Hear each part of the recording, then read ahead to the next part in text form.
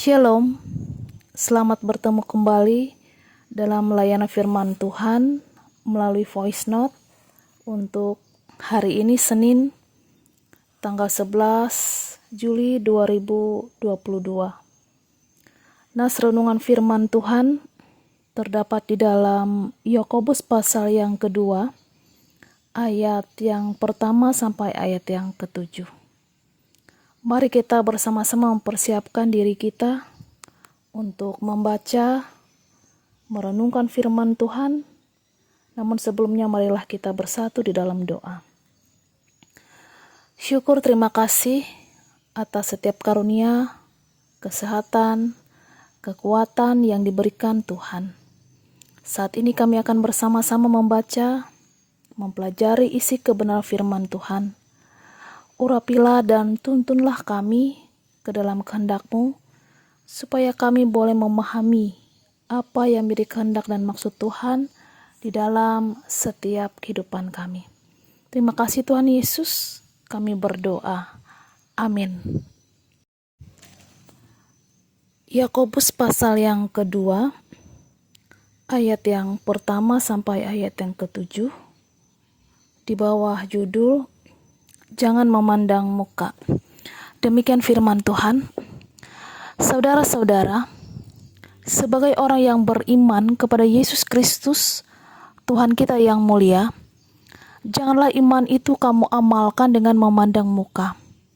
Sebab, jika ada seorang masuk ke dalam kumpulanmu dengan memakai cincin emas dan pakaian indah, dan datang juga seorang miskin ke situ dengan memakai pakaian buruk, dan kamu menghormati orang yang berpakaian indah itu dan berkata kepadanya, "Silakan Tuan duduk di tempat yang baik ini."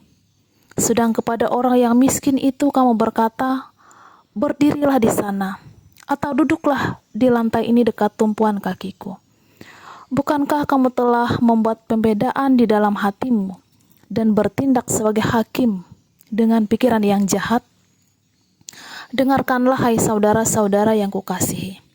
Bukankah Allah memilih orang-orang yang dianggap miskin oleh dunia ini untuk menjadi kaya dalam iman dan menjadi ahli waris kerajaan yang telah dijanjikannya kepada barang siapa yang mengasihi Dia?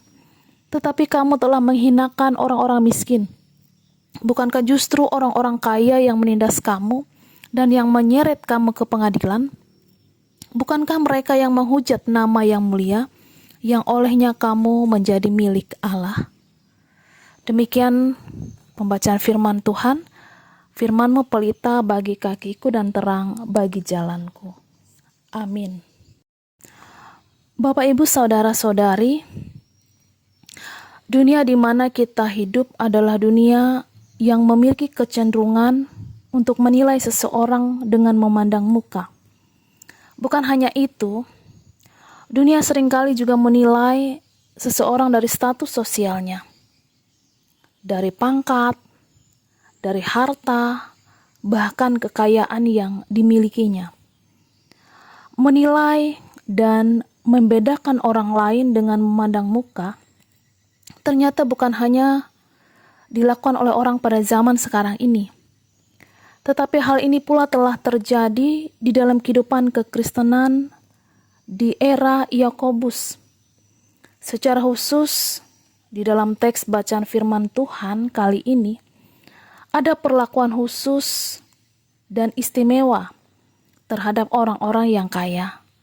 Sebaliknya orang-orang yang tidak berpunya, miskin, mendapat perlakuan yang rendah dan tidak dipandang. Rasul Yakobus tentunya mengecam tindakan berdosa ini, yaitu tindakan yang tentunya tidak berkenan dengan ajaran yang Yesus telah teladankan. Dan tentunya ini sangat berlawanan sekali.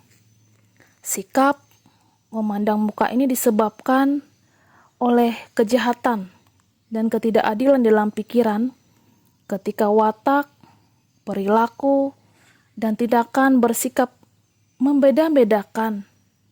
Dan begitu juga hati dan pikiran dari mana segala sesuatu mengalir adalah jahat. Demikian juga Bapak Ibu saudara-saudari yang terkasih, Sesuatu yang bersifat lahiriah adalah apa yang dipandang baik dan menarik di mata manusia. Manusia seringkali menilai seseorang dengan memandang muka, penampilan lahiriah, apa yang tampak secara kasat mata. Namun ukuran yang dipakai Tuhan untuk menilai seseorang itu berbeda. Tuhan sama sekali tidak tertarik dengan apa yang tampak. Tuhan tidak pernah terpesona dengan apa yang kita kerjakan. Tetapi perhatian Tuhan adalah motivasi di balik segala sesuatu yang kita kerjakan. Motivasi berbicara tentang bagaimana sikap hati seseorang. Sikap hati berbicara tentang ketulusan, ketekunan, kesetiaan, dan pengorbanan seseorang dalam mengerjakan sesuatu.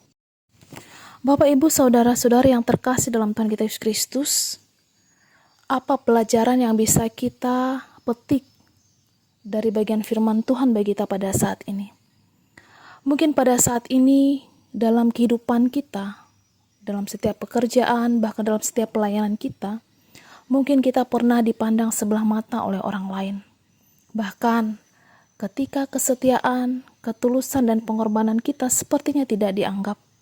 Tapi melalui pembelajaran kita akan firman Tuhan ini, kita boleh belajar supaya kita jangan mudah putus asa. Kita boleh diajarkan untuk tetap lakukan dengan setia apa yang menjadi bagian dalam kehidupan kita. Meskipun kadangkala dalam kehidupan kita, dalam sisi-sisi hidup yang kita jalani, perlakuan itu mungkin terjadi atas kehidupan kita. Namun kita juga diingatkan bahwa kita harus memiliki sikap untuk tetap mengerjakan apa yang menjadi bagian dalam kehidupan kita. Kiranya bagian firman Tuhan ini menyertai memberkati kehidupan kita untuk terus mengerjakan karya-karya Tuhan dalam setiap tugas, pelayanan, bahkan pekerjaan kita masing-masing. Tuhan Yesus menolong dan memberkati kita sekalian. Amin. Marilah kita bersama-sama bersatu dalam doa. Terima kasih Tuhan Yesus, karena oleh kasih setiamu, kami boleh dituntun untuk berbuat hal-hal yang baik. Saat ini perkenankan kami untuk melakukan kebenaran. Sabda firman Tuhan yang boleh kami dengarkan pada saat ini. Biarlah kami memiliki hati yang tulus dalam setiap pelayanan, pekerjaan, pengabdian yang telah Tuhan percayakan di dalam kehidupan kami. Supaya kami dijauhkan, dihindarkan dari cara memandang muka terhadap siapa saja. Di dalam kerendahan hati kami percaya, kami ditolong untuk menjadi orang-orang yang hidup semakin baik di hadapan Tuhan. Saat ini kami berdoa untuk jemaat Pandohon Iman Tahujan Ontu. Berkatilah penata layanan yang ada dalam jemaat ini. Dalam setiap program, kegiatan-kegiatan pelayanan, bahkan pendeta yang melayani dalam seluruh kehidupan warga jemaat Tuhan.